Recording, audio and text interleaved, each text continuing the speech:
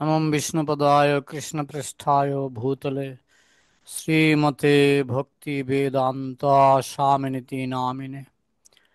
नमस्ते सारस्वती देवे गौरवाणी प्रचारिणे निर्विशेष शून्यवादी पश्चात्तरतारिणे। তাহলে আজকে বৈষ্ণব সদাচার গ্রন্থের দ্বিতীয় ভাগ যেটা যেটা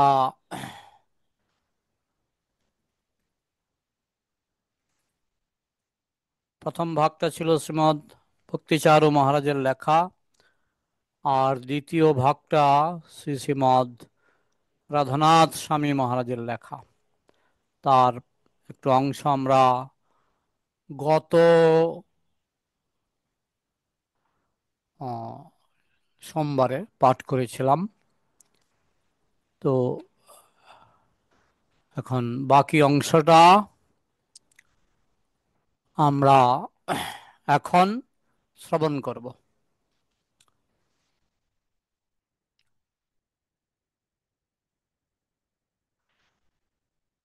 আলোচ্য বিষয় আজকে 95 পৃষ্ঠা থেকে আলোচ্য বিষয় হচ্ছে রান্নাঘর সম্পর্কে মহারাজ কি বলছেন। প্রসাদ সেবন করি জড় বুদ্ধি পরিহরি, হরি হরি বল সর্বজন। আজকের প্রধান আলোচ্য বিষয় হচ্ছে রান্নাঘর। যেহেতু রান্নাঘরের রান্না করা ভোগ বিগ্রহকে নিবেদন করা হয়, সেই হেতু রান্নাঘরও গর্ভ মন্দিরের প্রসারিত অংশ। গর্ভ মন্দিরটা যেরকম পবিত্র রাখতে হয়, রান্নাঘরটাকেও সেরকম পবিত্র রাখতে হয়। তো রান্নাঘরে সব কিছুই মনোযোগ ও সতর্কতার সাথে করতে হবে। রান্নাঘরটাকে পরিষ্কার পরিচ্ছন্ন রাখতে হবে। খ, মন্দিরে স্থাপিত বিগ্রহের ক্ষেত্রে উচ্চ মান অনুসরণ করা হয়, সে তুলনায় গৃহস্থের বাড়িতে সেই মান অনুসরণ করা সম্ভব নয়। উদাহরণস্বরূপ, রান্নাঘরে অথবা বিগ্রহের সামনে খাওয়ার কোনো নিয়ম নাই। কি যদি রান্নাঘরে খায়, বুঝতে হবে যে সে ইস্কনের নিয়ম জানে না। এটা বৈষ্ণবেরও খুব, যে কোনো বৈষ্ণব তাকে মনে রাখতে হবে যে রান্নাঘরে খাওয়া চলবে না। হ্যাঁ, ওই রান্নাঘরে রান্না করতে করতে একটু মুখে দিলাম, দেখি কেমন হয়েছে, লবণ হয়েছে কিনা, ওইটা রান্নাঘরে চলবে না। রান্নাঘরে চলবে না, রান্নাঘরে খাওয়ার কোনো নিয়ম নেই। অনেক গৃহস্থ বাড়িতে ভগবানের বেদি, রান্নাঘর, খাওয়ার টেবিল একই ঘরে থাকে। এটা অন্যায়। হ্যাঁ, একই ঘরে রান্নাঘরেই ভগবানের খাওয়ার, রান্নাঘর আবার আমার খাওয়ার টেবিল, ভগবানের বেদি একই ঘরে। হ্যাঁ, তার মানে কি আমি যে ঘরে রান্না করছি সেই ঘরেই খাচ্ছি, সেটা উচিত নয়।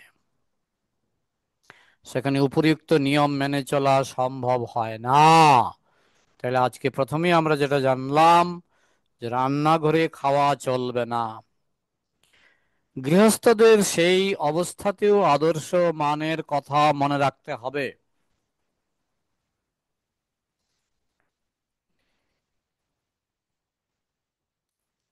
যতটা সম্ভব সেই মান অনুসরণ করতে হবে। যিনি রান্না করছেন তাকে সর্বদা মনে রাখতে হবে যে তিনি কৃষ্ণের জন্য রান্না করছেন। রান্নাঘরে কেবলমাত্র ধোয়া শুদ্ধ কাপড়ই পরা উচিত, আধোয়া কাপড় পরে রান্না করা চলবে না। বাইরে অথবা বাথরুমে ব্যবহার করা কাপড় পরা চলবে না। 5 নম্বর, হাতের নখ পরিষ্কার ও ছোট করে রাখতে হবে। হাতের নখ কাটতে হবে, সব সময় কাটতে হবে, হাতের নখ যাতে লম্বা না হয়। হ্যাঁ, রান্নাঘরে প্রবেশের আগে এবং রান্নার আগে হাত ধুয়ে নিতে হবে। রান্নাঘরে প্রবেশের আগে হাত ধুয়ে প্রবেশ করতে হবে, হ্যাঁ, এবং রান্না শুরু করার আগে হাত ধুতে হবে। ছিল প্রভুপাদের সঙ্গে যারা রান্না করতেন, প্রভুপাদ সবসময় বলতেন, এই হাত ধৌ, হাত ধৌ, হাত ধৌ। মন্দিরে রান্না করার আগে অবশ্যই স্নান করতে হবে। গৃহেও একই নিয়ম, আপনি গৃহেতেই ভগবানের জন্য রান্না করুন আর মন্দিরেই ভগবানের জন্য রান্না করুন, সর্ব অবস্থাতেই আপনাকে কিন্তু স্নান করে রান্না করতে হবে। রান্নাঘরের মধ্যে মুখে কিছু রাখা চলবে না। রান্নাঘরের বেসিনে মুখ ধোয়া চলবে না। রান্না করা ভোগের স্বাদ কেমন হয়েছে তা বোঝার জন্য নিবেদনের আগে খাওয়া যাবে না। অনেকে এত মানে না যে, ও ভগবানকে নিবেদন করব, দেখি লবণ লঙ্কা ঠিক আছে কিনা একটু মুখে দিয়ে দেখি, কিন্তু এটা উচিত নয়। হ্যাঁ, ঠিক মতো আন্দাজ করে লবণ দিতে হবে, আন্দাজ করে লঙ্কা দিতে হবে, এবং এমন ভাবে আন্দাজটা করতে হবে যাতে সঠিক হয়। ওই মুখে দিয়ে দিয়ে দেখতে হবে যে লবণ ঠিক হলো কিনা, লঙ্কা ঠিক হলো কিনা। আহ, তো এটা ঠিক নয়, উচিত নয়। ভগবানকে নিবেদন করার আগেই আমি দেখছি লবণ ঠিক আছে কিনা, লঙ্কা ঠিক আছে কিনা, মুখে দিয়ে ফেলছি, এতে ভগবান খুশি হন না। রান্নাঘরের এলাকার মধ্যে খাওয়া ও পান করা উচিত নয়। যদি তা সম্ভব না হয় তবে বিগ্রহের সামনের পর্দা টেনে প্রসাদ গ্রহণ করা উচিত। যখন আমি প্রসাদ গ্রহণ করব, বিগ্রহ যেন দেখতে না পায়, বিগ্রহের সামনের পর্দাটা টেনে দিতে হবে। অনেক বাড়িতে বলতে হয় যে এই পর্দাটা একটু বন্ধ করুন, পর্দাটা একটু বন্ধ করুন। তো এটা সমস্ত ভক্তকে জানতে হবে যে প্রসাদ খাওয়ার আগে যেন ভগবানের পর্দা যেন বন্ধ করা হয়। ভগবানের ভোগ রন্ধনের এবং ভোগ নিবেদনের বাসনপত্র ভক্তদের ব্যবহৃত বাসনের থেকে আলাদা রাখতে হবে এবং আলাদাভাবে ধুতে হবে। ভগবানের বাসন আলাদা ধোয়া হবে, এবং ভক্তদের বাসন আলাদা ধোয়া হবে, কিন্তু সেটা ভগবানের রান্নাঘরে চলবে না। ভগবানের রান্নাঘরে বড়জোর ভগবানের বাসনগুলি ধোয়া যাবে, কিন্তু আমাদের বাসন আলাদা জায়গায় ধুতে হবে। এটা ভগবানের রান্নাঘরে ধুলে চলবে না। কারো সংক্রামক রোগ থাকলে যাতে ভোগ ও বাসনপত্র দূষিত না হয় সেই জন্য তার রান্নাঘরে সেবা করা উচিত নয়। কারো যদি সংক্রামক রোগ থাকে, ছোঁয়াচে রোগ, তাকে ভগবানের রান্নাঘরে গিয়ে সেবা করা উচিত নয়, কারণ তার রোগের প্রভাবে অন্যান্য ভক্তরা আক্রান্ত হতে পারে। রান্নাঘরে অনাবশ্যক কথাবার্তা বলা যাবে না। আমি তো দেখছি অনেক কিছু মানা হচ্ছে না। রান্নাঘরে সমস্ত গল্প শুরু করলাম। হ্যাঁ, হ্যাঁ, মায়াপুরে হয় না। একদম চুপচাপ, একদম চুপচাপ। মায়াপুরের সামনে যখন রান্না হয় কাউকে কথা বলতে দেয় না। রান্নাঘরে অনাবশ্যক কথাবার্তা বলা চলবে না। রান্নার আগেও পরে রান্নার জায়গা, স্টোভ ও বেসিন ধোয়া উচিত। রান্না শুরু করার আগেও সবকিছু ধোয়া উচিত, এবং রান্না শেষ হওয়ার পরেও বিশেষ করে স্টোভ এবং বেসিন, এবং রান্নার জায়গা সম্পূর্ণরূপে ধোয়া উচিত। মাটি, ডাস্টবিন অথবা নিম্নাঙ্গ স্পর্শ করলে হাত ধোয়া উচিত। আমি যদি মাটি স্পর্শ করি, ডাস্টবিন স্পর্শ করি, কিংবা প্রস্রাব করি, সেগুলি আমার হাত ধোয়া উচিত। উচ্ছৃঙ্খলতা বর্জন করে দক্ষতা ও যত্ন সহকারে সেবা করতে হবে। যদি রান্নার পূর্বে কোনো কিছু মাটিতে পড়ে যায় তা ধুয়ে ব্যবহার করতে হবে, আর সেগুলি যদি কারো গায়ে স্পর্শ করে তবে তা ফেলে দিতে হবে। কারো গায়ে লেগে গেলে এটা ফেলে দিতে হবে। মাটিতে পড়ে গেলে বড়জোর ধুয়ে ব্যবহার করা যায়, কিন্তু কারো গায়ে, পায়ে, কারো পায়ে যদি পড়ে যায় তাহলে সেটা ফেলে দিতে হবে। তো স্নান না করে সোজাসুজি রান্নাঘরে প্রবেশ করা যাবে না। থ, অত্যন্ত গুরুত্বপূর্ণ, কোনো নিবেদনের সামগ্রীতে চুল পরে যাতে দূষিত না হয় সে ব্যাপারে ভক্তদের অত্যন্ত সচেতন ও সতর্ক থাকতে হবে। যখন রান্না করবেন তখন মাথার চুল ঢেকে নিতে হবে যাতে চুল না পড়ে। দ ভগবানের ভোগ নিবেদনের পাত্র থেকে সরাসরি মহাপ্রসাদ গ্রহণ করা চলবে না, চলবে না, চলবে না। মহাপ্রসাদ গ্রহণ করার আগে অন্য পাত্রে সেই প্রসাদ সরিয়ে নিতে হবে। আশা করি বেশিরভাগ ভক্ত এগুলি জানেন। ভগবানের বাণী বা কৃষ্ণ ভাবনামৃত প্রচারের কাজে স্বেচ্ছাকৃতভাবে সেবা করার ফলে ক্রমান্বয়ে ভগবত প্রেমের উচ্চতর পর্যায়ে উন্নীত হওয়া যায়, যার ফলে জীবনের পূর্ণতা প্রাপ্তি হয়।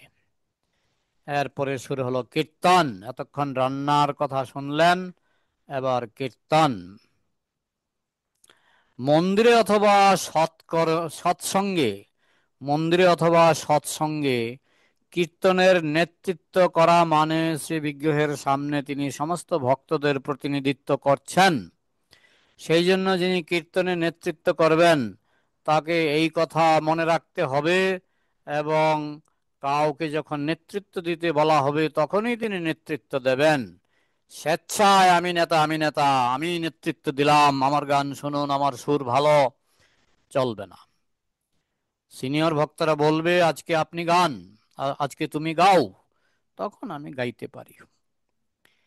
আমরা অনুমোদিত কীর্তনগুলি গাইব। আর কীর্তন গাইতে গিয়ে আমি শুনেছি অমুক জায়গায় অমুক বাবু কীর্তন করেছেন, আমি শুনেছি অমুক জায়গায় অমুক সিনেমার আর্টিস্ট কীর্তন করেছেন, সেটাই গাইব না, চলবে না।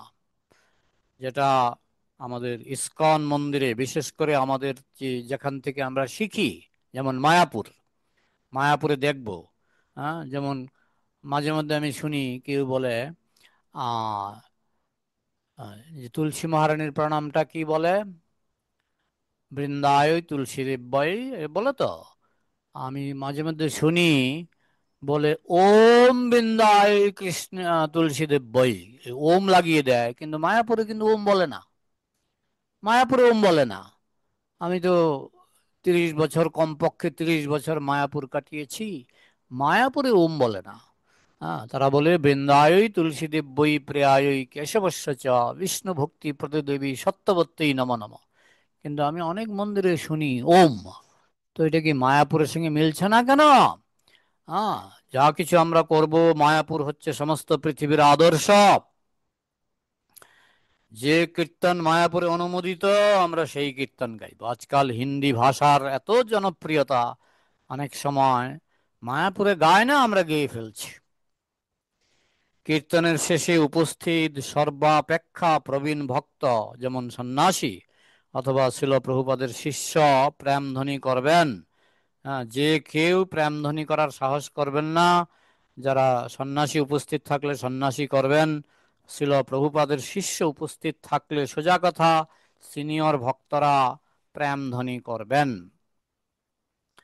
কেবল নির্ধারিত প্রেমধ্বনি ব্যবহার করা উচিত। প্রেমধ্বনি করতে গিয়েও আজকাল অনেকে বাহাদুরি করে, এমন কিছু প্রেমধ্বনি করে বসে যেটা ছিল প্রভুপাদ শিক্ষা দেননি, বা মায়াপুরে আমরা পাই না, এমন প্রেমধ্বনি করে বসে, মন গড়া প্রেমধ্বনি। বিশেষ বিশেষ উপলক্ষে, যেমন আবির্ভাব দিবসে উপযুক্ত মহিমাসূচক কিছু ধ্বনি ব্যবহার করতে হবে। হ্যাঁ, এখন বিশেষ একটা অনুষ্ঠান, বিশেষ আবির্ভাব দিবস ইত্যাদি, সেক্ষেত্রে আমরা আবির্ভাব দিবসের উল্লেখ করতে পারি, প্রেমধ্বনি দিতে পারি। কিন্তু এমন কিছু আমি করব না যেটা অনুমোদিত নয়। আমার ইচ্ছা মতো একটা প্রেমধ্বনি দিয়ে দিলাম, যেটা আমাদের ইসকনের প্রথায় নেই, সেরকম প্রেমধ্বনি দেওয়া চলবে না। দিনের নির্দিষ্ট সময় অনুসারে আদর্শ সুরে গাইতে হবে। ভোরের গান আর সন্ধ্যার গান একই সুরে হবে না। ভোরের গান কি সুরে হয়? হ্যাঁ, ভোরের মঙ্গলারতি শুনে আমরা বুঝতে পারবো এটা ভোরের ভোরের গান। হ্যাঁ, মায়াপুরে আমরা শুনলেই বুঝতে পারতাম এটা ভোরের সুর। হ্যাঁ, একবার এক নতুন ভক্ত, তিনি ভোরবেলা একটা অন্য সুর ধরেছিলেন, সঙ্গে সঙ্গে তাকে বলা হলো এই সুরে গাওয়া চলবে না। বিশেষ করে মঙ্গল আরতিতে সংসার দাবানল এবং হরে কৃষ্ণ মহামন্ত্র প্রভাতী সুরে প্রভাতী রাগে গাইতে হবে। এগুলো দেখতে হবে কিভাবে ইস্কনে চলে। কীর্তন সহজভাবে গাইতে হবে যেন তা অনুসরণ করতে বাকি ভক্তদের সুবিধা হয়। এমন সুর দেব না যে বাকি ভক্তদের গাইতে কষ্ট হচ্ছে। এমন সুরে গাইতে হবে যে বাকি ভক্তরা সকলেই সহজে তা গ্রহণ করতে পারেন। এবং শিল প্রভুপাদ সেইভাবেই সহজ সুরে বিশ্ববাসীকে শিক্ষা দিয়েছিলেন। যে কোনো গান, জয় রাধা মাধব কুঞ্জ বিহারী, এমন একটা সুরে গেয়েছেন যে কোনো দেশের যে কোনো মানুষ গাইতে পেরেছিলেন। সমবেতভাবে উৎসাহের সাথে সকল ভক্তদের গাইতে হবে। যিনি নেতৃত্ব করছেন ভক্তরা একই সুরে তাকে অনুসরণ করবেন। যিনি নেতৃত্ব দিচ্ছেন তিনি যে সুরে গাইছেন, আমি আবার না আমার সুরটা একটু ভালো, একটু দেখিয়ে দিই, এইসব করলে হবে না। যিনি নেতৃত্ব দিচ্ছেন তার সুরে গাইতে হবে। মৃদঙ্গ করতাল বাদককে মূল গায়কের সুরের গতি অনুযায়ী বাজাতে হবে, মনোযোগী হতে হবে। যিনি মৃদঙ্গ বাজাচ্ছেন, করতাল বাজাচ্ছেন, তাকে সবসময় মনে রাখতে হবে যে যিনি গাইছেন তার সুরের সঙ্গে যেন আমার মৃদঙ্গ বাজনা এবং করতাল বাজনার মিল থাকে। আর প্রভুপাদ বলতেন আমাদের মৃদঙ্গের আওয়াজ এবং করতালের আওয়াজ যেন গানের আওয়াজের নিচে থাকে।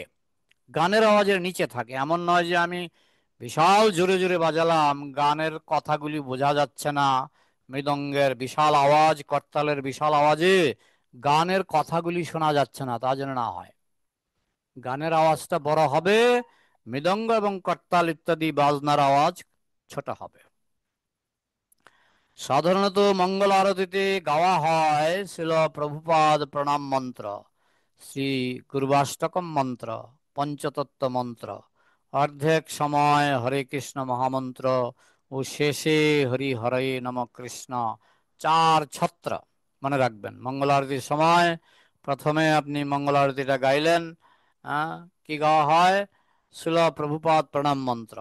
আপনি শিল প্রভুপাদের প্রণাম মন্ত্র সাধারণত মঙ্গল আরতির পরে গাওয়া হয়। অনেকে প্রভুপাদের প্রণাম মন্ত্র গেয়ে মঙ্গল আরতি গুরুবাষ্টক শুরু করে, তারপরে কিছুক্ষণ পঞ্চতত্ত্ব মন্ত্র, অর্ধেক সময় হরে কৃষ্ণ মহামন্ত্র এবং শেষ দিকে হরি হরে নম কৃষ্ণ। চার ছত্র, সবটা নয়, চার ছত্র। দুই বা তার বেশি করতাল বাদক থাকলে একইভাবে মৃদঙ্গ বা বাজকেরাও সামঞ্জস্য বজায় রাখবেন। হ্যাঁ, দুইজন যদি করতাল বাজায়, মৃদঙ্গ বাজনার সঙ্গে যেন তাদের করতাল বাজনার মিল থাকে। কীর্তন হওয়া উচিত মধুর এবং সুরেলা। শুধুমাত্র গায়ের জোরে নয়, জোরে জোরে গায়ে ফেললাম না। কীর্তনটা যেন মধুর, ভক্তিমূলক এবং খুব সুরের হয়। ওঠো, জাগো এবং এই মনুষ্য জীবনে যে অপূর্ব সুন্দর সুযোগ পেয়েছ তা বুঝার চেষ্টা করো। পরমার্থ পরমার্থ না উপলব্ধির পথ অত্যন্ত দুর্গম, তা ক্ষুরের মতো তীক্ষ্ণ। পরমার্থ বিষয়ে তত্ত্বজ্ঞানী পুরুষেরা সেই কথা বলে গিয়েছেন। আত্মজ্ঞান লাভের পন্থার 114 নম্বর পৃষ্ঠা, উত্তিষ্ঠতে জাগ্রত প্রাপ্যবরান্যে বোধথ। এবার হলো নৃত্য। নৃত্য, নাচানাচি। শ্রীল রূপ গোস্বামী বলেছেন যে ভক্তদের শ্রী বিগ্রহের সামনে নৃত্য করতে অবশ্যই শেখা উচিত। হ্যাঁ, বিগ্রহের সামনে কীর্তন হচ্ছে আর আমি চুপচাপ দাঁড়িয়ে আছি, সেটা উচিত নয়। আমাকে নাচতে হবে। নৃত্য হওয়া উচিত বিনম্র এবং উৎসাহী, বৈন্য অথবা উগ্র নয়। নৃত্যটা হবে অত্যন্ত নম্র এবং উৎসাহের সঙ্গে নাচ হবে। বন্য পশুর মতো যেন নৃত্য না হয়, এই জন্য দেখতে হবে সিনিয়র ভক্তরা কিভাবে নাচে। উগ্র নৃত্য নয়, হ্যাঁ, এবং বন্য পশুর মতো নৃত্য নয়। ইস্কনের স্ট্যান্ডার্ডটা আমাকে বুঝতে হবে। ইস্কনের সন্ন্যাসীরা কিভাবে নাচে সেটা আমাদের দেখতে হবে। গৌড়ীয় ঐতিহ্যের ধারায় শিল প্রভুপাদ যেভাবে নৃত্য প্রদর্শন করেছেন সেটাই আদর্শ হওয়া উচিত। শিল প্রভুপাদ মাঝে মধ্যে নাচতেন, তার নাচটা যে স্টাইলে হয়েছিল আমাদেরও সেই স্টাইলে হওয়া উচিত। বিভিন্ন বিন্যাসে ভক্তরা নৃত্য করতে পারে।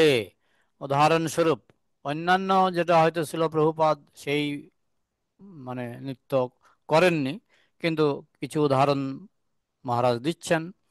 ভক্তদের সারিগুলো ছন্দবদ্ধভাবে একে অপরের দিকে এগিয়ে যাওয়া, এটা তো আপনারা দেখেছেন। আহ, ভগবানের দিকে মুখ করে পর পর সারিবদ্ধভাবে এগিয়ে যাওয়া ও পিছিয়ে যাওয়া, এসব নাচ আপনারা নিশ্চয়ই দেখেছেন। বৃত্তাকারে ঘোরা, বৃত্তের মতো ঘুরে ঘুরে নাচা, এটাও এখানে অনুমতি দেওয়া হচ্ছে। ওম, ভক্তদের সতর্ক থাকতে হবে যে এদের নৃত্য বিন্যাস যেন ঠিক ঠিক ভাবে রক্ষিত হয় এবং তারা যেন নির্ধারিত সারিতে থাকেন।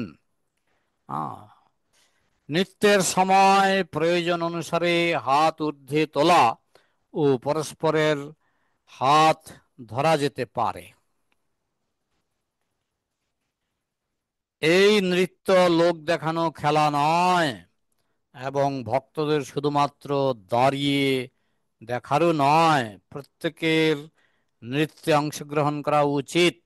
যদিও যারা ইচ্ছুক নয়, বিশেষত অতিথি নবাগত অথবা যারা অসুস্থ, তাদের জোর করা অনুচিত। হ্যাঁ, যে একজন অসুস্থ লোককে আমি নাচাবো, এটা ঠিক নয়। অসুস্থ সে দাঁড়িয়ে দাঁড়িয়ে দেখছে, কিন্তু যারা সুস্থ তাদেরকে এরকম নাচতে হবে।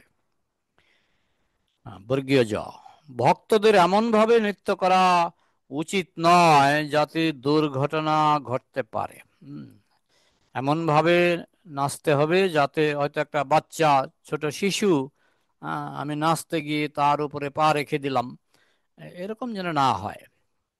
যথা দুই ভক্ত হাত ধরে চক্রাকারে ঘোরা, দুই হাত প্রসারিত করে ঘোরা, শিশুদের এমনকি কিশোরদের উপরে ছুঁড়ে দেওয়া অথবা উপরে তোলা, গোল করে ঘোরার সময়ে খুব জোরে ধাক্কা দেওয়া, এগুলি উচিত নয়। মন্দিরে মাতাজি এবং প্রভুরা পৃথক স্থানে নৃত্য করবেন। হ্যাঁ, যে মহিলা মাতাজি এবং পুরুষ তারা একসঙ্গে নাচবে, এটা ঠিক নয়। হ্যাঁ, মহিলারা আলাদা নাচবে আর পুরুষ আলাদা নাচবে। হ্যাঁ, এগুলি মনে রাখতে হবে। হ্যাঁ, নৃত্য যিনি নেতৃত্ব দিচ্ছেন তার অনুসারে একসাথে নৃত্য করতে হবে। নৃত্যের আদর্শ রূপ হচ্ছে ভক্তি সহকারে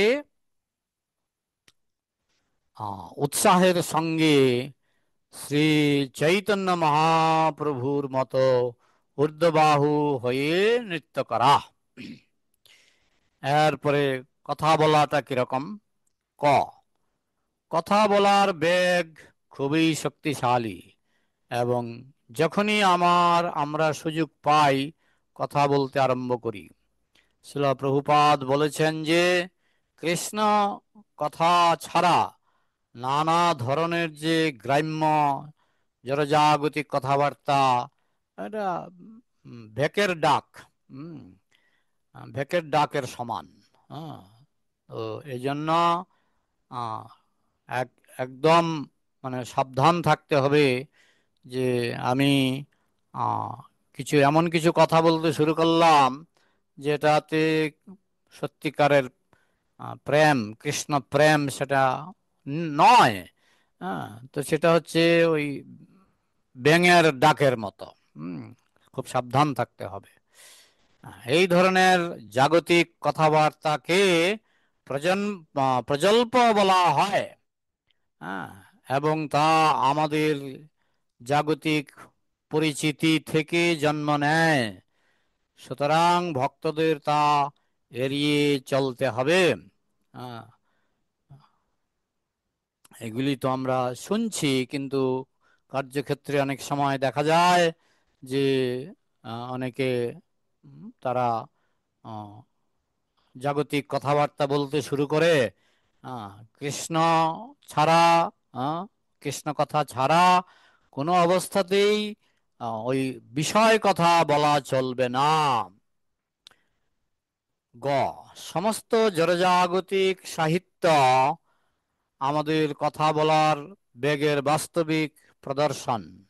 শ্রীল প্রভুপাদ উপদেশ অমৃত গ্রন্থে ব্যাখ্যা করেছেন, যারা কৃষ্ণ বিমুখ তারা নানা রকমের পত্র পত্রিকা, গন গল্প, উপন্যাস ইত্যাদি বহুবিধ অর্থহীন কাজে তাদের মানব জীবনের মূল্যবান সময় ও গভীর অপচয়, শক্তির অপচয় করে।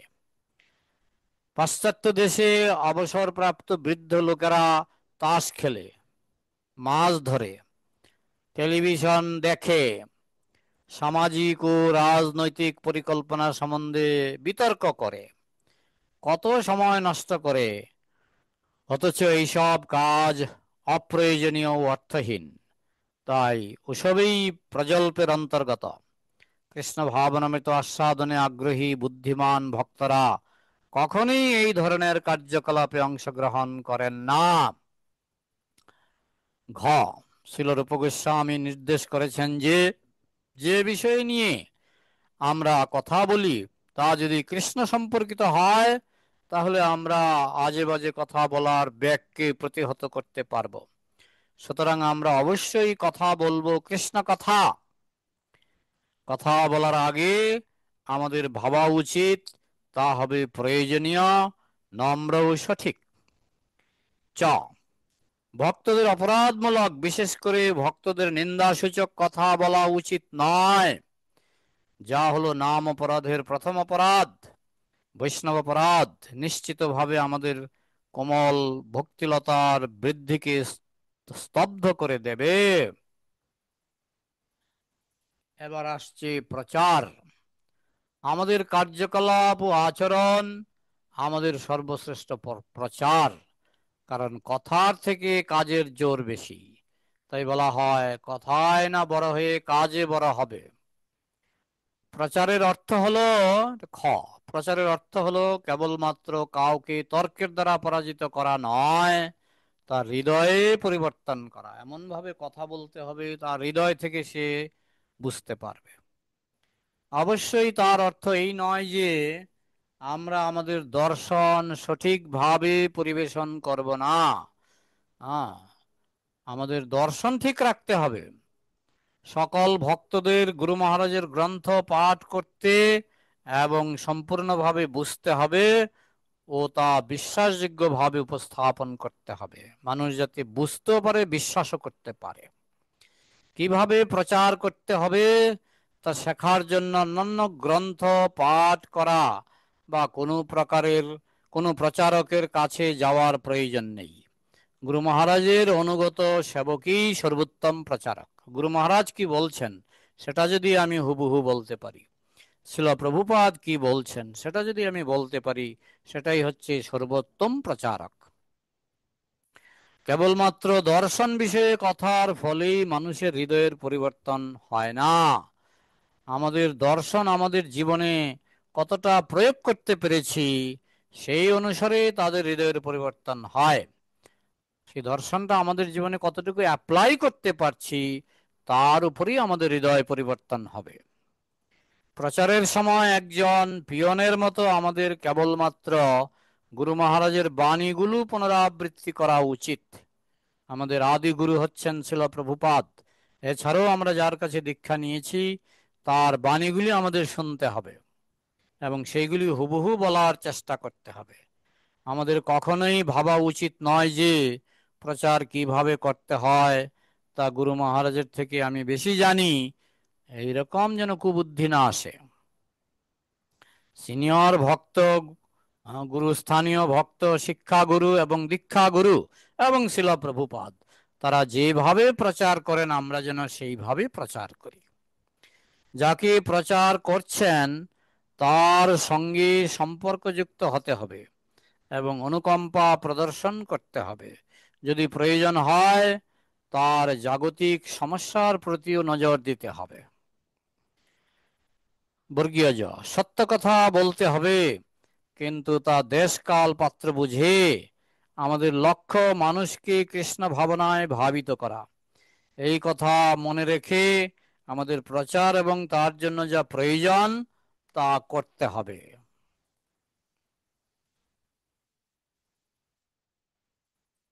শ্রীল রূপ গোস্বামী ভক্তের রামামৃত সিন্ধু গ্রন্থে প্রচারের মূলনীতি কি হওয়া উচিত তা সুন্দরভাবে উল্লেখ করেছেন। যেন তেন প্রকারেণ মনঃ কৃষ্ণে নিবেশয়ত। যেন তেন প্রকারে মনটাকে যেন কৃষ্ণে নিবিষ্ট করা হয়। যখন প্রচার করবেন তখন সামঞ্জস্য বজায় রাখতে হবে। সামঞ্জস্য ছাপা যদি ভুল না হয় সামঞ্জস্য হতে পারে।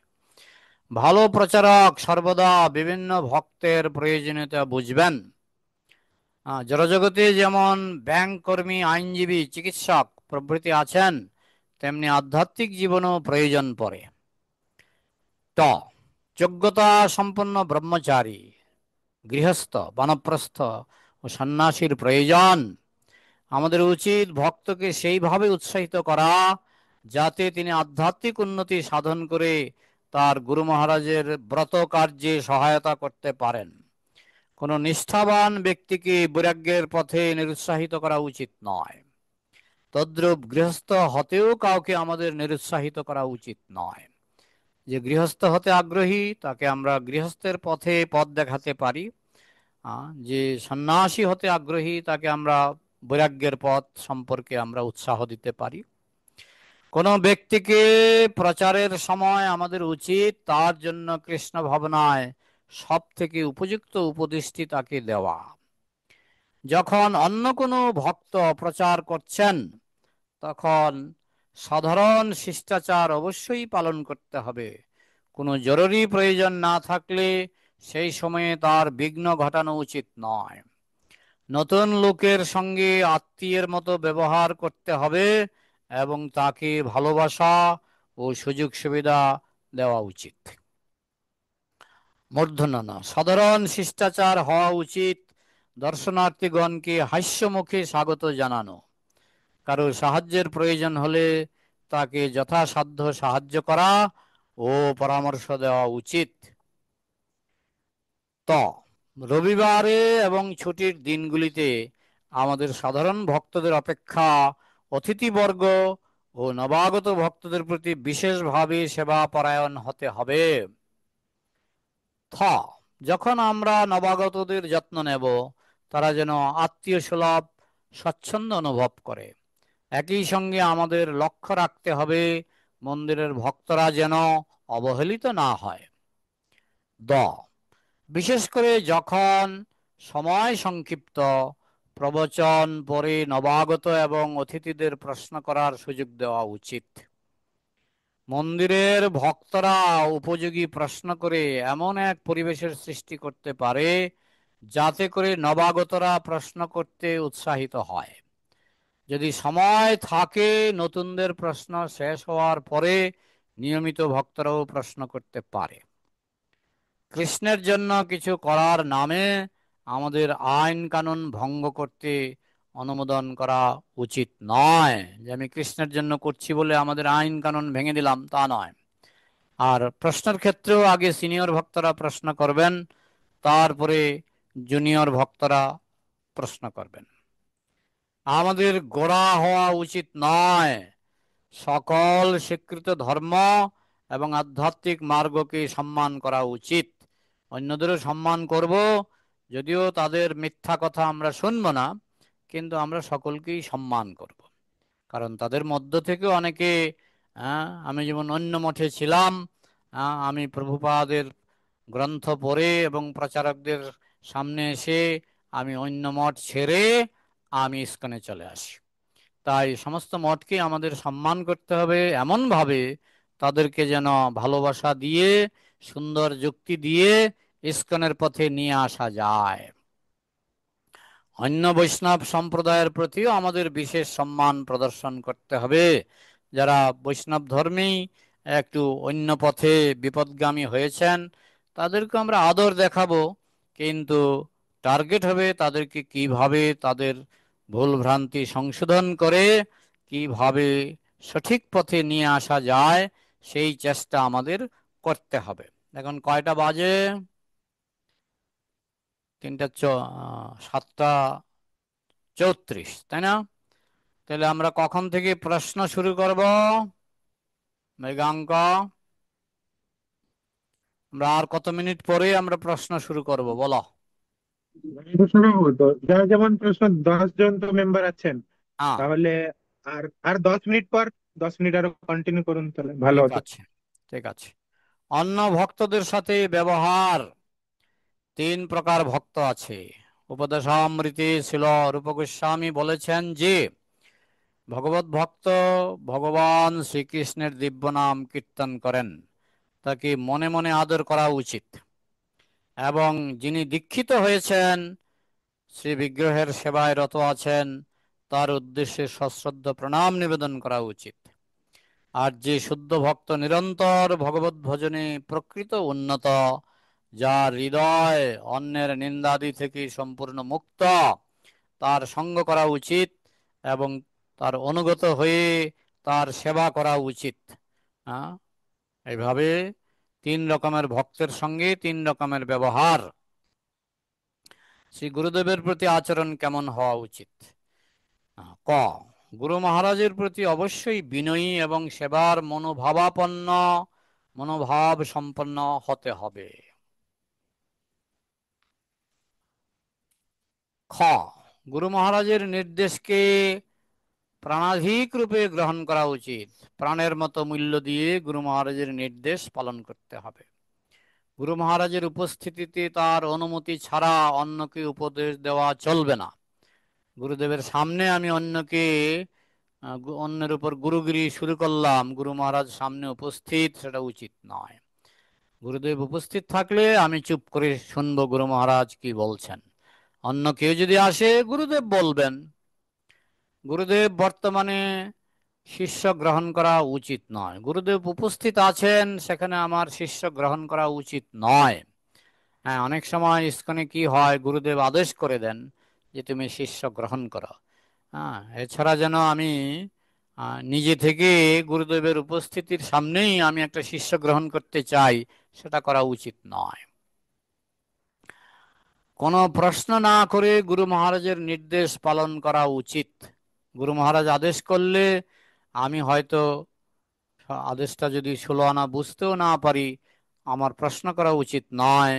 আমি প্রকৃত অন্তর্নিহিত জ্ঞান জানি এই ভেবে গুরু মহারাজের নির্দেশ অমান্য করা উচিত নয়। গুরুদেবকে কখনো উপদেশ দেওয়া যাবে না। যদি কেউ তার গুরু মহারাজের উপকার হবে মনে করে কোনো তথ্য পরিবেশন করতে চান, তাহলে তা সর্বদা অত্যন্ত বিনম্রভাবে করতে হবে। অর্থাৎ গুরুর উপর গুরুগিরি করা চলবে না। গুরুদেবের নিকট নিজের যোগ্যতা প্রকাশ করা উচিত নয়। সর্বদাই বিনয়ী হয়ে থাকতে হবে। বর্গীয় জ, গুরুদেবের নির্দেশ না পাওয়া পর্যন্ত কখনই তার আসনের সমান উচ্চতায় বসবেন না। গুরুদেব যেন উপরে বসেন, আমি যেন নিচে বসি। ভগবান শ্রীকৃষ্ণ যেমন তার নাম ও আলক্ষ্য হতে অভিন্ন, সেই রকম গুরু মহারাজ তার নাম ও আলক্ষ্যের মধ্যে কোনো পার্থক্য নেই। অবহেলিত ভাবে গুরু মহারাজ ও শ্রীকৃষ্ণের আলক্ষ্য ফেলে রাখা উচিত নয়। নিয়ম, গুরুদেবের আশীর্বাদ ও অনুমতি ছাড়া পূর্ব আচার্যদের গ্রন্থ পাঠ করা উচিত নয়। গুরুদেবের আশীর্বাদ নিয়েই, অনুমতি নিয়েই গুরুদেব যদি বলেন যে পূর্ব আচার্যদের এই গ্রন্থটা পড়ো, তাহলে আমি পড়তে পারি। প্রবীণ ভক্তদের সাথে ব্যবহার। বৈষ্ণবীয় ঐতিহ্য অনুসারে আমাদের থেকে প্রবীণ ভক্তদের আন্তরিকভাবে সম্মান জানানো এক গুরুত্বপূর্ণ বিষয়। সিনিয়র ভক্তদের সবসময় সম্মান জানাতে হবে। প্রবীণতম বৈষ্ণব শ্রী গুরুদেবকে ভগবানের প্রতিনিধি রূপে সম্মান করতে হবে। সন্ন্যাসীদের মধ্যে যিনি আগে সন্ন্যাস নিয়েছেন তিনি প্রবীণ। যিনি প্রথম দর্শনে প্রত্যেক সন্ন্যাসীকে সশ্রদ্ধ প্রণতি নিবেদন করতে হবে। প্রথম দর্শনে প্রত্যেক সন্ন্যাসীকেই সশ্রদ্ধ নিবেদন করতে হবে। তবে যিনি আগে সন্ন্যাস নিয়েছেন তিনি আমাদের কাছে প্রবীণ সন্ন্যাসী। মায়াবাদী সন্ন্যাসীদেরও উপযুক্ত সম্মান প্রদর্শন করতে হবে, যদিও তাদের সাথে সঙ্গ করা উচিত নয়। মায়াবাদী সন্ন্যাসীকে আমরা সম্মান দেখাবো, কিন্তু তাদের সঙ্গ করব না। শ্রী গুরুদেবের গুরুভ্রাতাগণকে শ্রী গুরুদেবের মতো সম্মান করতে হবে। ব্রাহ্মণ দীক্ষিত ভক্তদের সম্মান প্রদর্শন করতে হবে। আবার যিনি আগে এসেছেন তিনিও প্রবীণ। যিনি আগে দীক্ষা গ্রহণ করেছেন তাকে যথাযোগ্য সম্মান প্রদর্শন করা উচিত।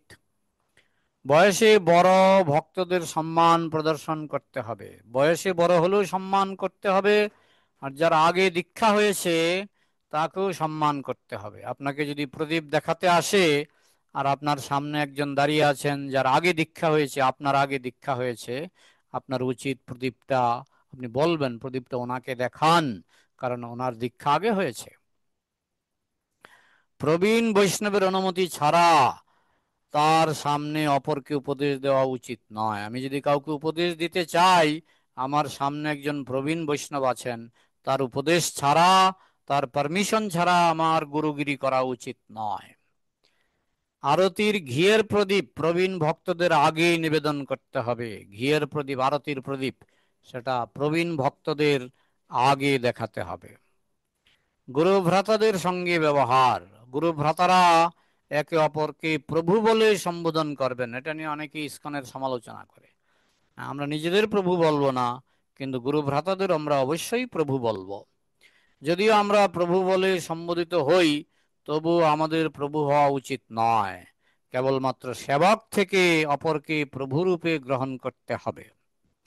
আমরা আমাদের গুরু ভ্রাতাদের সেবক এবং তাদের বিশেষ স্তর অনুসারে সেবা করা উচিত। যেমন প্রবীণ ভক্তদের নিকট বিনীতভাবে শাস্ত্র বিষয়ে অনুসন্ধান করতে হবে এবং তাদের বিনীত সেবক হওয়ার চেষ্টা করা উচিত।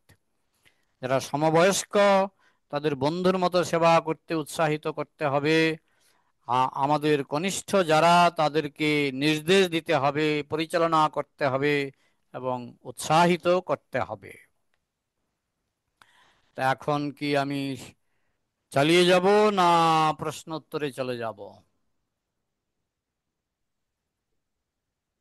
বলো। তো যেটা যেটা ভালো বুঝবেন, কয়টা বাজে প্রশ্ন উত্তর এখন? নিতে পারেন ওই 7:42 সেভেন। তো।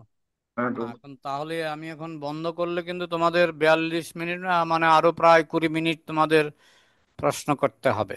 আচ্ছা, যদি 20 মিনিট প্রশ্ন করতে পারো তো ভালো, না হলে 106 নম্বর পৃষ্ঠাটা আবার পড়া যাবে, কোনো অসুবিধা নেই। তোমরা আবার প্রশ্ন করো।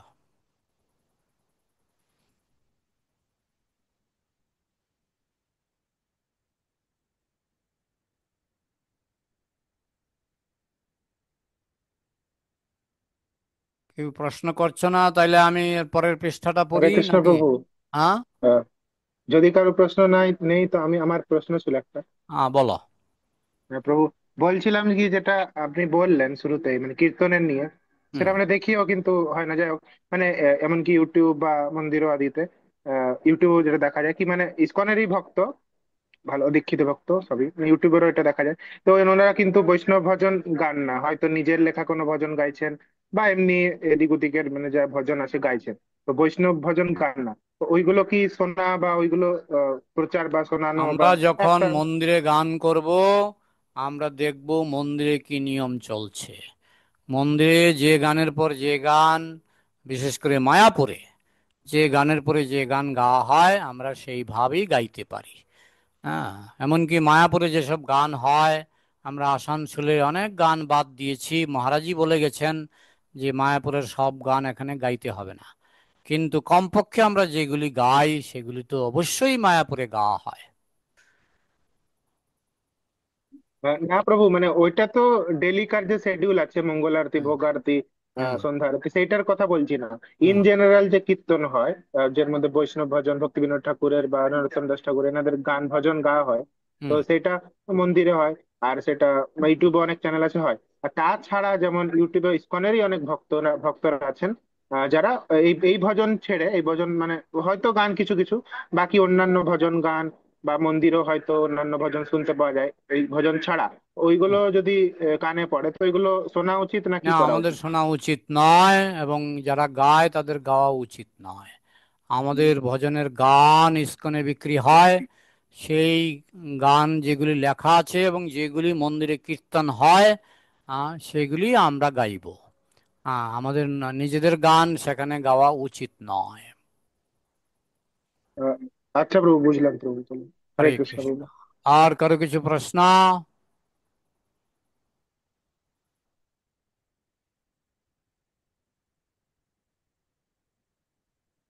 তো ভক্তরা প্রশ্ন করতে খুবই মানে আহ, দুর্বল, প্রশ্ন করতে অক্ষম।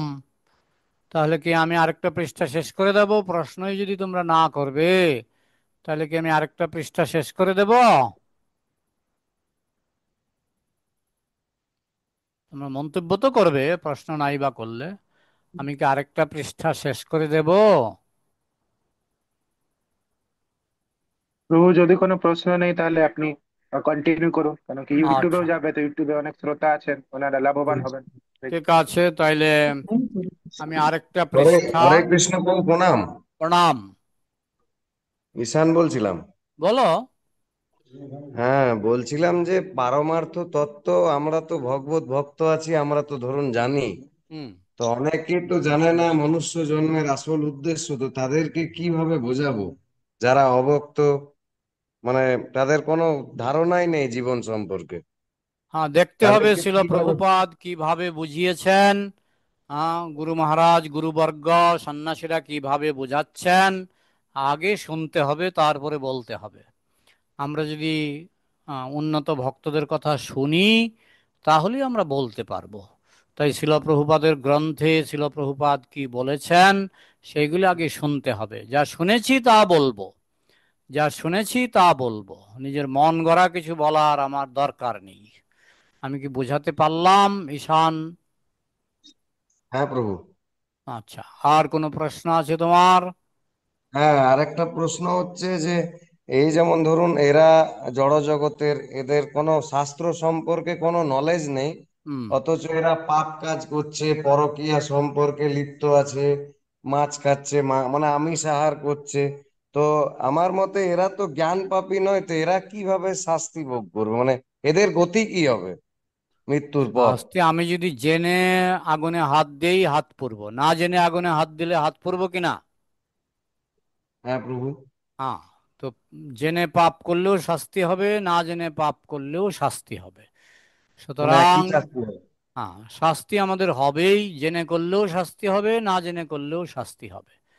হ্যাঁ, তো অনেক তাই সময় না কিছু জেনে কিছু করলে একটু ক্ষমা থাকে, না জেনে করলে একটু ক্ষমা থাকে, একটু কিন্তু জেনে শুনে যারা পাপ করে তাদের তো শাস্তি হবেই। হ্যাঁ। মানে না জেনে পাপ করলে মানে কিছুটা লাঘব হবে। কিছুটা হলেও কিছু পার্সেন্টেজ তাদেরকে মুকুব করা হয়। হুম। তো প্রভু এরা যে মাছ মাংস আমিষ পরকীয়া বিভিন্ন সম্পর্ক, তাহলে এরা কি মনুষ্য জন্ম না পাওয়ারই চান্স তো বেশি, মানে এদের মনুষ্য এরা জন্ম শাস্ত্র পাওয়ার মানে চান্স না। নেই। এদের মনুষ্য জন্ম পাওয়ার চান্স নেই। চান্স নেই। হুম। ঠিক আছে, দণ্ডবোধ প্রণাম। ধন্যবাদ। আর কারো কিছু প্রশ্ন আছে কি? হরে কৃষ্ণ প্রভু। হরে কৃষ্ণ। রীতা মণ্ডল, হ্যাঁ, বলুন। বলছি প্রভু, মানে জবার তিলক করতে হবে তো আবার আচমন করতে হবে? আমাকে এক মাতাজি বুঝলাম না, জিজ্ঞেস প্রশ্নটা করছে। বুঝলাম না। মানে আমি জবার তিলক করব, হ্যাঁ। তো আবার আচমন করতে হবে তো? হ্যাঁ, আপনি যেভাবে প্রথমবার তিলক করেন সেইভাবে প্রতিবার তিলক করবেন। না, আচমন করতে হবে সেই প্রতিবার, সেটাই বলছি। প্রথমবার তিলকে আচমন করেন তো? হ্যাঁ হ্যাঁ, তাইলে যতবার করবেন আচমন করবেন। ততবার করতে হবে। হ্যাঁ, হ্যাঁ। হ্যাঁ। ওইটাই আমাকে এক মাতাজি জিজ্ঞেস করছিল, বলছে প্রভুকে জিজ্ঞেস করবেন তো এটা হ্যাঁ হ্যাঁ, ততবার করতে হবে কিনা। প্রথমবার যেভাবে করা হয় দ্বিতীয়বার সেইভাবে করা হবে, তৃতীয়বার সেইভাবেই করা হবে। আচ্ছা, একবার করলে চলবে না, তিনবার করতে হবে ওটা? প্রথমবার যেভাবে করেন দ্বিতীয়বার সেইভাবে করতে হবে, সেইভাবেই তৃতীয় করতে হবে। তৃতীয়বারও সেইভাবেই করতে হবে। আচ্ছা, তাহলে তিনবারই করতে হবে। আহ হুম। ওইটাই আমাকে এক মাতাজি জিজ্ঞেস করছিল আর কি, জানতে চাইছিল। ঠিক আছে, আমাদের ইসকনে যেভাবে হয়, হ্যাঁ, আমরা যেমন হ্যাঁ। প্রথমবার যে নিয়মে তিলক করি, হ্যাঁ, হুম। প্রথমে আমরা তিলক গ্রহণের মন্ত্রগুলি উচ্চারণ করি, হ্যাঁ, তারপরে আমরা তিলক পরি। তো ঠিক হ্যাঁ। সেরকম। হুম, আচ্ছা, আর একটা প্রভু প্রশ্ন, হ্যাঁ যে মানে একবার যে রান্না করছে, দুপুরে ভোগ লাগালো, হ্যাঁ, সে সেই অন্য ভোগ মানে তুলে রাখলো হয়তো, সেটা কি রাত্রে লাগা যাবে? ওই ভোগটা আবার রাত্রে লাগাতে চাইছেন? হ্যাঁ, না আমি না, মানে আমাকে এক মাতা আছে আর কি, না জিজ্ঞেস না না করলো। না না না না না না না আমি তো না করি না, না, আমি করি না, আমি সেটা না করি না। করে দেবেন, না করে দেবেন। হ্যাঁ, সেটাই আমি বললাম ওকে, যে না এটা হয় না, হুম, এটা হতে পারে না। সেটাই, ভগবান তো বলছে সাধারণ মানুষ ভোগের সঙ্গে, নন। হ্যাঁ, হুম বলছে, ভোগের সঙ্গে ঠেকাবো না, কিন্তু রেখে দেবো, সেটা আবার কি না মিলে সেটা কি হয়? হুম। আমি প্রভুকে জিজ্ঞেস করবো তবু একবার। হ্যাঁ, হ্যাঁ, আমি আপনি বললাম যে রেখে দিলে কোনো অসুবিধা নেই ভোগের সঙ্গে, কিন্তু সেটাকে আর নিবেদন করা চলবে না। না, ও বলছে যে আমি ভোগের সঙ্গে ঠেকাবো না। হ্যাঁ, না ঠেকালেও এটা তো ভোগ হয়ে গেছে। হ্যাঁ। ভোগ দুটো, দুটো ভোগ, একটা হলো যেটা আপনি ভগবানের কাছে নিবেদন করলেন সেটা ভোগ, হ্যাঁ, আর যেটা নিবেদন করেননি সেই অংশটাও ভোগ, সেটাও, সেই সেটাও অংশটাও ভোগ। ভোগ। হুম। আচ্ছা, হরে কৃষ্ণ প্রভু, দণ্ডবোধ প্রণাম। হরে কৃষ্ণ। তবে হুম। কিছু আইটেম আছে, আপনি হয়তো হ্যাঁ। বাদাম ভাজলেন, তো সেখান হ্যাঁ। থেকে আপনি প্রতিদিন এক মুঠো করে নিবেদন করছেন, সেই বাকি আচ্ছা, বাদামটাকে কিন্তু আপনি পরেও নিবেদন করতে পারবেন। কিন্তু আমাদের বাদামটা। শাক সবজি, অন্ন, হ্যাঁ, এগুলির ক্ষেত্রে এটা চলবে না। এগুলো চলবে না। হুম। হ্যাঁ। আচ্ছা, ঠিক আছে, বুঝলাম এরপরে প্রভু। আর আর কার প্রশ্ন? আর সময় বেশি নেই, সুতরাং নতুন পড়া শুরু করব না। এখন 7:51, তার মানে আর 9 মিনিট হরে আছে। এই 9 মিনিট দয়া করে আপনারা প্রশ্ন করুন। হরে কৃষ্ণ প্রভু। হরে যদি কারো কৃষ্ণ। প্রশ্ন আপাতত হ্যাঁ নেই তো জিজ্ঞেস করছি। তো হ্যাঁ। বলছিলাম প্রভু, এই মানে ইয়েটা নিয়ে, মানে কিচেনের নিয়ে জিজ্ঞেস করার ছিল। তো হুম বলছিলাম কি প্রভু, যে ডিটি কিচেন আর এমনি যে ভক্তদের প্রসাদ যে কিচেন যেটা হয়, তো হুম। দুটো দুটো হয় তো জানি আমরা। তো কিন্তু দুটোরই তো ভোগ তো ভগবানকে লাগানো হয়, মানে হ্যাঁ প্রসাদের যেটা আছে ভক্তদের জন্য, যেটা যেমন মন্দিরও আছে এখন ডিটি কিচেন আলাদা। তো হ্যাঁ। দুটোই তো ভগবানকে অর্পণ করে, তো দুটো স্ট্যান্ডার্ডও তাহলে একই হবে মানে? এখন সেটা নির্ভর করে যে ভক্ত ভোগটা লাগাচ্ছে সেই ভক্তের স্ট্যান্ডার্ড কিরকম। সেই ভক্ত যদি খুব উন্নত হয় তাহলে তিনি যেখানে লাগাবেন সেটাই উন্নত নিবেদন। হ্যাঁ, সবকিছু নির্ভর করে ভক্তের স্ট্যান্ডার্ডের উপর। ভক্ত যদি উন্নত ভক্ত হয়, মনে করো রান্নাঘরে যেটা রান্না হলো সেটা প্রভুপাদ নিজে হাতে লাগালেন, আর মন্দিরে হয়তো একজন আহ, দীক্ষিত ভক্ত লাগালেন, তাহলে কোন ভোগটা বেশি উন্নত? মানে যে দীক্ষিত যিনি সিনিয়র। হ্যাঁ হ্যাঁ। সুতরাং এটা সবটাই নির্ভর করে ভক্তের উপর। ভক্ত যদি উন্নত হয় তিনি যেখানে যেখানে লাগাবেন সেখানেই ভগবান গ্রহণ করবেন। হ্যাঁ প্রভু, সেটা তো বুঝলাম, কিন্তু মানে এমনি দেখা হয় কি ডিটি কিচেনের স্ট্যান্ডার্ড, মানে ডিটি মানে ভগবানের যে আর বিগ্রহের জন্য সাধারণত যে, সাধারণত সেটা হাই। দিতি কিচেনে স্ট্যান্ডার্ড ভালো, সেখানকার রান্না বান্নার স্ট্যান্ডার্ড ভালো, সেখানকার নিবেদন হয় সরাসরি বিগ্রহের কাছে, তাই আমরা সেটাকে একটু বেশি গুরুত্ব দিই। কিন্তু অনেক সময়, যেমন আমাদের মায়াপুরে ডিটি কিচেনে যেটা নিবেদন হয় সেটা কিন্তু লক্ষ লক্ষ ভক্ত পায় না। লক্ষ লক্ষ ভক্তের জন্য আলাদা রান্না হয়, তাদের জন্য আলাদা নিবেদনেরও ব্যবস্থা আছে। সেটা আমাদের একটু প্র্যাকটিক্যালও হতে হবে। আর প্রভু যে রেস্টুরেন্ট গুলো থাকে মানে গোবিন্দা এগুলো, তো ওই ওগুলোতে একই, ওদের মানে আলাদা নিবেদনের ব্যবস্থা আছে, নিবেদন থাকে। আলাদা নিবেদনের ব্যবস্থা আছে, আলাদা পূজারী আছে।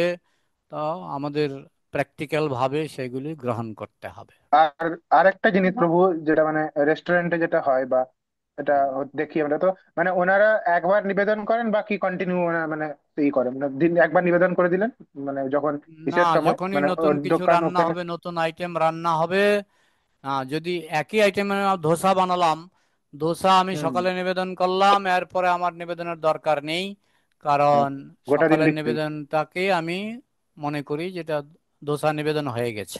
কিন্তু আমি যদি একটা হুম। নতুন আইটেম রান্না করি, তখন তো আমার নিবেদন করতেই হবে।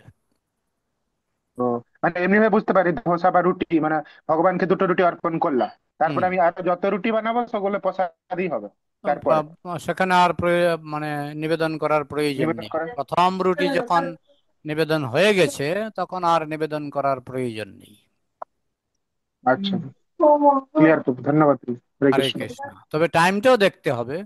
তুমি ওই সকাল 9টায় নিবেদন করলে, আবার দুপুর 1টার সময় যদি আবার রুটি বানাও, তখন এটা দুপুরের ভোগে দিয়ে দেবে, দুপুরের ভোগে। আচ্ছা, আচ্ছা প্রভু। ঠিক হরে আছে। কৃষ্ণ। হ্যাঁ। আর কার প্রশ্ন? আর 5 মিনিট সময় আছে, আপনারা প্রশ্ন করে সময়টা কাজে লাগান।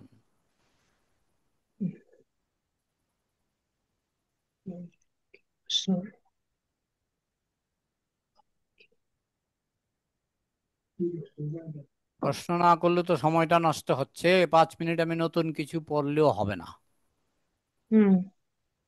তবে আমি আহ, আমাদের মনে কোথায় গেল পড়ল। বক্তা? হুম। মৃগাঙ্ক, মৃগাঙ্ক, শুনতে পাচ্ছ? হ্যাঁ প্রভু, হরে কৃষ্ণ, বলুন। হ্যাঁ, তুমি লিখে রাখো, আগামী সোমবার, আহ, এটা হবে 106 নম্বর পৃষ্ঠা। আগামী সোমবার 106 নম্বর পৃষ্ঠা, গ থেকে শুরু হবে, গ, ঘ, উম। হ্যাঁ, 106 নম্বর পৃষ্ঠা হবে আগামী সোমবার। হ্যাঁ, মনে থাকবে। হ্যাঁ হ্যাঁ প্রভু, ঠিক আছে, গ থেকে হবে তো শুরু। এটা গ, গ থেকে শুরু হবে, গ, ঘ, উম, চ, ছ, বর্গীয় জ, ঝ। হ্যাঁ, আমি প্রশ্নোত্তরে না গেলে আজকে পৃষ্ঠাটা শেষ করে দিতে পারতাম, কিন্তু প্রশ্নোত্তরের জন্য তো একটু সময় ছাড়তে হয়। ঠিক আছে। আর কিছু প্রশ্ন আছে কি? এখন বাজে 7টা 56। হ্যাঁ, 57, 58, 59, 60, আর 4 মিনিট। 4 মিনিট যদি প্রশ্ন না থাকে তাহলে বন্ধ করে দেব।